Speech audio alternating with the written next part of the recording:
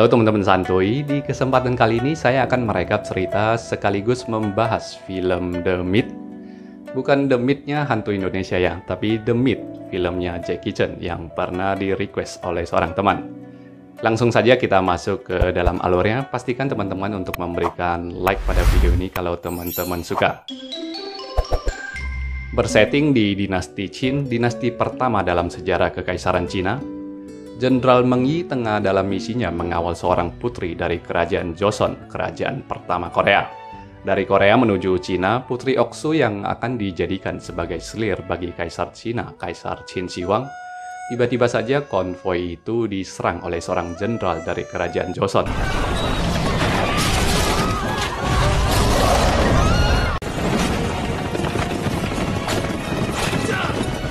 Si jenderal penyerang ini ternyata adalah tunangan sah bagi Putri Oksu, sehingga dia bersikukuh untuk merampas tunangannya kembali dari tangan Jenderal Meng Yi yang tengah bersusah payah menyelamatkan kereta Putri Oksu yang sudah terjebak di pinggir jurang.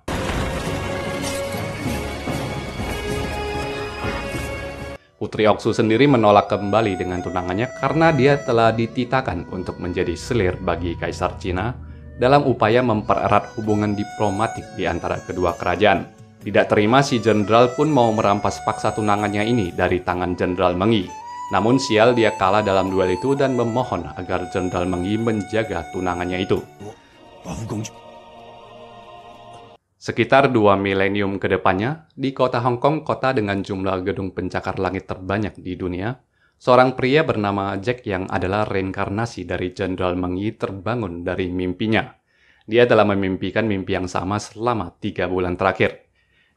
Jack yang adalah seorang arkeologis ditemui oleh sahabatnya William yang merupakan seorang ilmuwan yang tengah berambisi untuk mengembangkan teknologi anti-gravitasi. William yang membutuhkan sebuah material langka dalam pengembangan proyeknya ini berspekulasi kalau material tersebut bisa diketemukan di sebuah makam terapung yang terletak di India. Untuk itulah dia membutuhkan bantuan Jack yang menyatakan kalau makam tersebut hanyalah sebuah mitos. Meski awalnya menolak, Jack memenuhi permintaan teman baiknya yang merayu dengan gigi. Tibalah mereka ke India, sebuah kuil suci yang menyimpan peti mati terapung Pangeran Dasar. Di tengah seorang guru pertapa yang tengah menunjukkan kemampuan melayangnya, Jack dan William berhasil menyusup ke dalam dan menemukan makam terapung yang ternyata bukan hanya sekedar mitos. Saat Jack memeriksa ukiran manuskrip pada peti mati terapung itu, William malah mencongkel sebuah batu unik di hadapannya. Akibatnya guru pertapa yang bisa melayang dan peti beserta pedang melayang itu terjatuh seketika itu juga. Jack kaget melihat penutup peti mati itu yang terbuka. Di dalam penutup itu tertempel lukisan seorang wanita yang dia mimpikan selama ini. Para pertapa di luar yang menyadari kuil suci mereka telah diganggu pun masuk ke dalam dan ingin menangkap Jack yang memberikan sedikit perlawanan sambil meminta maaf. Sayangnya William malah menghantam pingsan penjaga itu dan mengajak Jack kabur setelah mencuri lukisan Putri Oksu, pedang Meng Yi beserta batu yang dia cungkil tadi. Untungnya perjalanan mereka ini telah terencanakan dengan baik. Di tengah kejaran para pertapa yang mengamuk ini, helikopter yang dicarter Jack ini pun tiba tepat waktu dan membawa William pergi. Sayang, Jack dan pedang curian itu harus ditinggalkan karena amukan lemparan batu yang dapat membahayakan keselamatan helikopter tersebut. Meski sangat lincah, Jack pada akhirnya harus terpeleset dari bibir jurang dan jatuh ke dalam aliran sungai. Terhanyut, dia diselamatkan oleh seorang gadis desa bernama Samantha dan gajahnya Laksmi. Sementara itu 2000 tahun yang lalu, Jenderal Meng Yi berhasil menyelamatkan Putri Oksu yang terjatuh ke sungai. Pelan-pelan Putri Oksu pun jatuh hati terhadap Meng Yi yang menyelamatkannya ini. Di tengah pemulihan kesehatan, mereka kembali terkejar oleh 2 orang prajurit kerajaan Joseon. Demi menolong Oksu, Meng Yi mengorbankan keselamatannya sendiri untuk menghabisi kedua orang itu. Diliputi kesedihan dan kecemasan mendalam, Oksu berhasil menjahit luka yang diderita Jenderal Meng Yi dan merawatnya di sepanjang perjalanan. Suatu malam, Meng Yi yang dalam kondisi kritis tengah kedinginan hebat sehingga membuat Putri Oksu pun menggunakan hangat tubuhnya sendiri untuk membantu Meng Yi melewati malam yang panjang itu. Lepas itu, Putri Oksu pun mempersembahkan sebuah tarian yang menandakan hatinya yang telah diberikan kepada Jenderal Meng Yi. Namun Meng Yi terlihat enggan, ragu, dan tidak berani untuk menghadapi perasaannya sendiri. Perjalanan romantis itu membawa mereka hingga akhirnya pun tiba ke perbatasan tembok Cina. Oksu mempertegas keinginannya yang tidak ingin dijadikan sebagai selir kaisar, mengajaknya untuk kabur bersama, tetapi Meng Yi memperingatkan tujuan utama pernikahan diplomatis Oksu dengan Kaisar Qin Shi Huang adalah demi melindungi para rakyat Korea. Di masa kini, Samantha yang menyelamatkan Jack mempertemukan Jack dengan pamannya yang merupakan seorang master bela diri khas India. Jack diminta menggunakan pedang milik Meng Yi untuk berlatih tanding dengan seorang muridnya. Dalam sesi sparring itu, Jack mengingat kembali potongan memori di kehidupan masa lampaunya sebagai Jenderal Meng Yi yang dulunya pernah bertarung dengan pangeran dasar dari India. Seiring dengan pulihnya memorinya itu, Jack juga secara otomatis memulihkan keterampilan bertarungnya dari kehidupannya sebagai Meng Yi sebelumnya. Dari pamannya Samantha ini, Jack kemudian mendapatkan pencerahan bahwa adanya koneksi antara kehidupan masa lampau dan kehidupan masa kininya yang perlu dia cari tahu jawabannya sendiri. Kala itu Samantha memberitakan Jack yang mau ditangkap oleh polisi atas aksinya yang menjara makam sebelumnya. Samantha membantunya melarikan diri hingga tiba di keramaian pasar, di mana mereka berhasil mengecoh pengejar dengan menyamar sebagai penari dan juga peniup seruling. Sayangnya aksi Jack yang meniup seruling secara asal ini membuat seekor king cobra di sana menjadi sange terhadapnya sehingga penyamaran mereka pun terbongkar. Samantha yang dengan elegan membantu melumpuhkan lawan cukup membuat Jack terpukau, meskipun terpukaunya ini lantaran mata Jack secara alami hinggap ke pahanya Samantha. Aksi kejar-kejaran itu diteruskan hingga ke sebuah pabrik, di mana mereka semua pun harus terjebak di sebuah mesin pemotong yang dilapisi lem super lengket. Dengan tipikal action komedinya Jackie Chan yang khas, Jack pun berhasil membawa Samantha lolos dari pengejaran itu.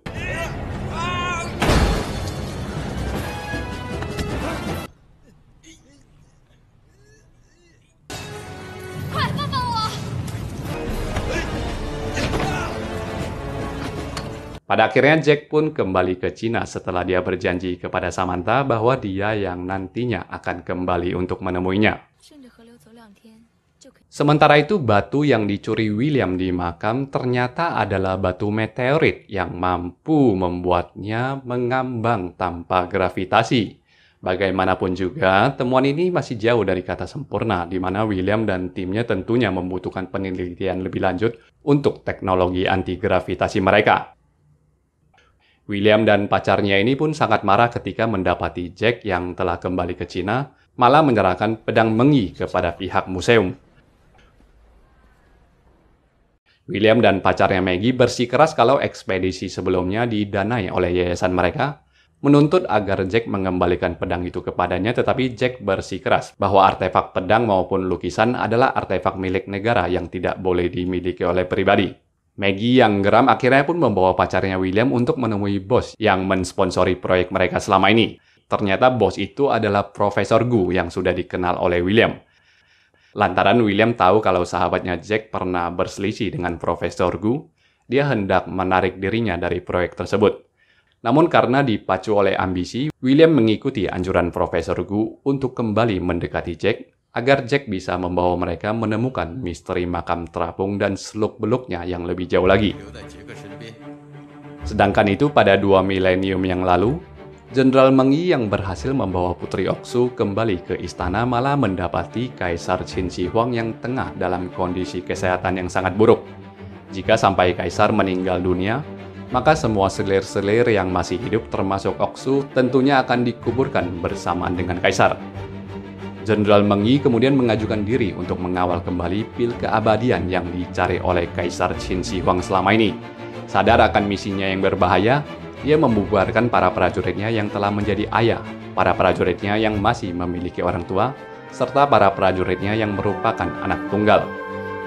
Nanian Kong, salah seorang loyalisnya, tetap memaksa untuk ikut bersama Jenderal Meng Yi ke medan perang, sehingga banyak prajurit yang telah dibubarkan itu secara kompak tetap mengikuti Meng Yi pergi. Sebelum pergi, Meng Yi diam-diam mengakui perasaannya kepada Oksu, menyatakan kalau hatinya ini selamanya adalah milik Oksu, dan Oksu pun bersumpah untuk menunggu kepulangannya. Eliksir keabadian yang ingin diberikan kepada Kaisar ternyata secara diam-diam diincar oleh pangeran dan juga Perdana Menteri yang jahat. Persekutuan pemberontak ini diam-diam mengirimkan pesan agar Jenderal Cao Guang merampas pil keabadian yang hendak diantarkan kepada Kaisar dan juga membunuh Jenderal Meng Yi yang setia. Alhasil perang pun pecah di antara kubu pengawal melawan pada kubu pemberontak.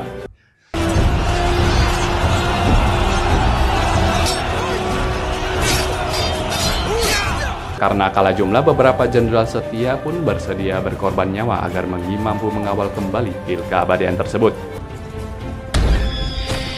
Meng Yi juga harus kehilangan kuda perang kesayangannya di dalam momen tersebut. Di masa sekarang, William mengikuti anjuran Profesor Gu untuk memanfaatkan Jack supaya Jack bisa menuntun mereka menjawab misteri batu meteorit. Singkat ceritanya, William menginformasikan Jack sebuah air terjun yang mirip dengan deskripsi air terjun di dalam mimpi Jack. Dengan persiapan dan kalkulasi yang matang, Jack pun dengan beraninya melakukan cave diving ke dalam air terjun tersebut. Jack yang tidak tahu dia sedang dimanfaatkan, memberitahukan William mengenai kondisi di dalam goa yang sama persis dengan apa yang dia impikan selama ini. Terkonfirmasi atas info itu, Profesor Gu dengan anak buahnya menciptakan jalur masuk ke goa itu dengan menggunakan bahan peledak. Akibatnya Jack yang terkena ledakan itu sempat kehilangan kesadarannya sebentar, bersamaan dengan Putri Oksu yang tiba-tiba terbang ke sana dan menemukannya. Oksu yang memeriksa bekas luka Jack pun meyakini orang ini adalah kekasih hatinya, Jenderal Meng Yi.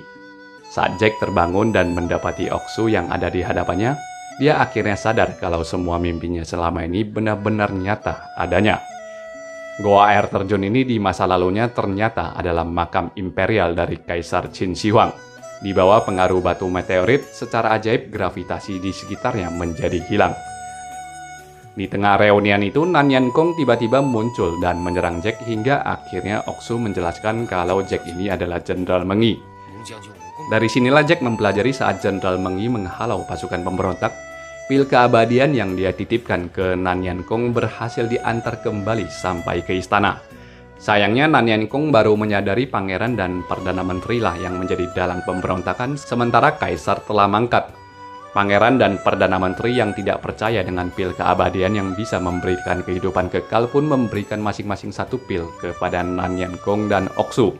Lalu keduanya pun dikurung bersama ke dalam makam Kaisar ini.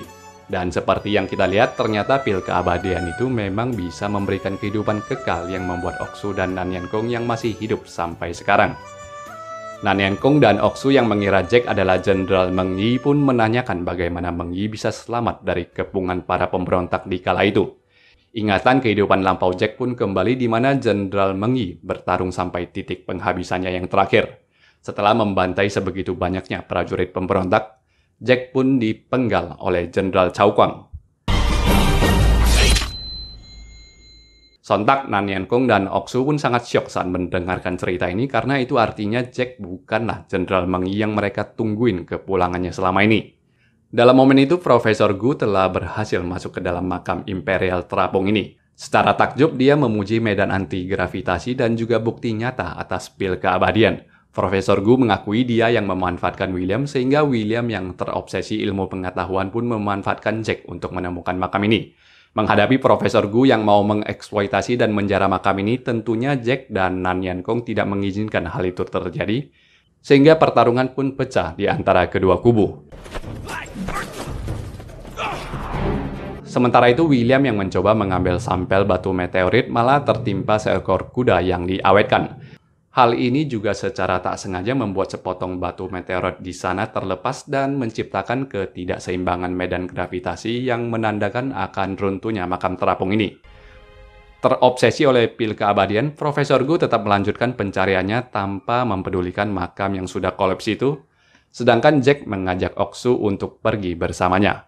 Aksi Profesor Gu ini pada akhirnya terhenti setelah Nanyang Kong berhasil menarik kakinya dan membawanya jatuh ke dalam jurang. William yang tertindih kuda seiring dengan cairan merkuri yang membanjiri medan sekitaran meminta maaf terhadap Jack. Dia berharap Jack akan selalu menganggapnya sebagai teman karena tidak pernah terbesit niatnya untuk mengkhianati Jack selain demi penelitiannya. Melihat William yang terus-terusan memanggil nama Jack membuat Oksu semakin yakin Jack bukanlah Mengyi yang dia tunggu selama 2 milenium ini. Dia menolak pergi dan memutuskan untuk tetap tinggal di makam ini. Sementara Jack yang tak berdaya membujuknya berhasil meloloskan diri dalam momen-momen terakhir. Beberapa waktu kemudian, Jack berhasil menyelesaikan bukunya yang diberikan judul The Myth, di mana dia mendedikasikan buku itu untuk teman terbaiknya William. Ngomongin soal Elixir of Immortality, pil keabadian ataupun ramuan keabadian, apapun itu tidak akan terlepas dari Kaisar Qin Shi Huang, pendiri dinasti kekaisaran yang pertama di Cina. Dari sisi historikalnya, pencarian atas ramuan keabadian ini benar-benar ada karena ambisi gila seorang kaisar yang takut mati maupun mendambakan kehidupan eternal. Sebenarnya bukan Qin Shi Huang seorang saja ya yang pernah mendambakan kehidupan abadi.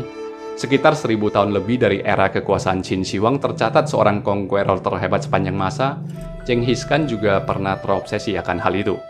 Para penguasa yang ingin mempertahankan kekuasaannya untuk selama-lamanya adalah kenyataan yang sulit diubah sejak dulu. Nah, saking gilanya obsesi Raja Qin Shi Huang ini untuk mencari formula hidup abadi, dia mempekerjakan ratusan alkemis untuk membuat ramuan ataupun obat yang bisa membuat awet muda. Tentu saja pil seperti itu tidak pernah diketemukan di mana hasrat untuk hidup abadi kaisar ini malah tidak jarang dimanfaatkan oleh para penipu. Salah satu kasus penipuan terbesar yang terjadi dilakukan oleh Xu Fu yang memimpin ekspedisi pencarian ramuan keabadian menuju ke Gunung Penglai, gunung yang diyakini menjadi tempat bersemayamnya para dewa. Xu Fu membawa 500 orang pria dan 500 wanita bersamanya dalam misi tersebut. Tentu saja misi itu gagal dan Xu Fu yang takut dihukum meyakinkan kalau ekspedisi keduanya nanti pastilah akan berhasil. Kali ini dia meminta 3.000 lelaki muda dan 3.000 wanita muda, di mana mereka semua melakukan pelayaran untuk kabur dari Cina. Dari pelayaran itulah konon katanya Jepang diketemukan. Keinginan hidup abadi dari Kaisar Qin Shi Huang ini bukanlah tanpa sebab. Sebelum menjadi kaisar, dia adalah raja dari negara Qin yang kala itu berperang dengan 6 negara lainnya. Periode Perang 7 Negara ini akhirnya ditutup dengan kemenangan Qin Shi Huang yang mendirikan dinasti pertama dengan mempersatukan seluruh Cina. Alih-alih menyebutnya sebagai raja, dia memproklamirkan gelar baru yang disebut dengan Huangti ataupun kaisar yang bermakna titisan putra langit. Sebagai sosok yang membangun tembok besar Cina, hidup Qin Shi Huang tidak pernah tenang karena dia selalu diancam oleh pembunuh bayaran. Potret akan rencana pembunuhan terhadap kaisar ini pernah digambarkan lewat masterpiece film Hero 2022 yang diperankan oleh Jet Li dan Tony Leung. Ketakutan akan kematian dan gagasan untuk mempertahankan kekuasaannya selama-lamanya inilah yang membuat Qin Shi Huang terobsesi dengan misi pencarian Elixir of Immortality. Di film ini, kematian William yang diperankan oleh Tony Leung Ka-fai ini adalah potret dari sosok Qin Shi Huang. Sama seperti William yang terobsesi, Kaisar Qin Shi Huang juga mati karena obsesinya sendiri dengan menenggak sebuah ramuan keabadian. Ramuan keabadian itu ternyata adalah sebotol merkuri. Qin Shi Huang meninggal dalam usia yang relatif muda, 49 tahun. Sampai di sini dulu rekap dan pembahasan pada kesempatan kali ini ya, teman-teman santuy sekalian. Terima kasih dan sampai berjumpa lagi di video-video rekap yang mendatang. Bye-bye.